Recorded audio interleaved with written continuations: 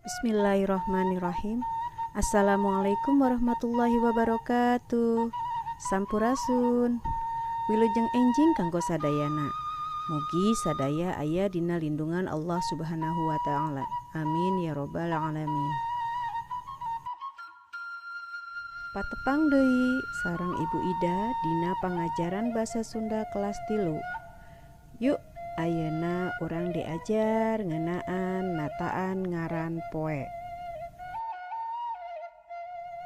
Tujuan pengajaran nu bade dicapai nyaeta murangkali tiasa nyebatkeun ngaran poe ayeuna, isukan, pageto, kamari sareng mangkukna. Yuk ayeuna urang emutan deui ngaran poe nu aya dina basa Sunda. Nyaeta Senen, Salasa, Rebo, Kemis, Jumaah, Sabtu, Ahad. Ayeuna urang nataan ngaran poe. Poe ayeuna. Isukan berarti maju sapoe ti poe ayeuna. Pageto berarti maju 2 poe ti poe ayeuna. Kamari mundur sapoe ti poe ayeuna. Mangkukna mundur 2 poe ti poe ayeuna.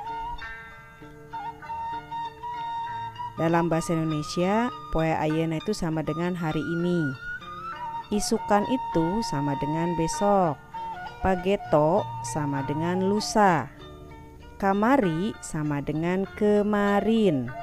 Mangkukna sama dengan 2 hari yang lalu. Perhatikan contohna. Mun ayeuna poe Senen, isukan poe Salasa berarti maju sapoe ti poe Senen. Pageto poe Rebo maju 2 poe ti poe Senen. Kamari poe Ahad mundur sapoe ti poe Senen. Mangkukna poe Sabtu mundur 2 poe ti poe Senen. Contoh kedua, mun ayeuna poe Salasa, isukan poe Rebo maju sapoe ti poe Salasa. Pageto berarti poe Kemis maju 2 poe ti poe Salasa. Kamari berarti poe Senen sabab mundur sapoe ti poe Salasa. Mangkukna poe Ahad sabab mundur 2 poe ti poe Salasa.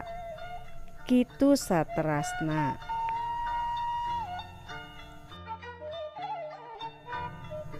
Mung dugi ka dieu pembelajaran basa Sunda ngeunaan nataan ngaran poe. Hatur nuhun karena perhatosanana.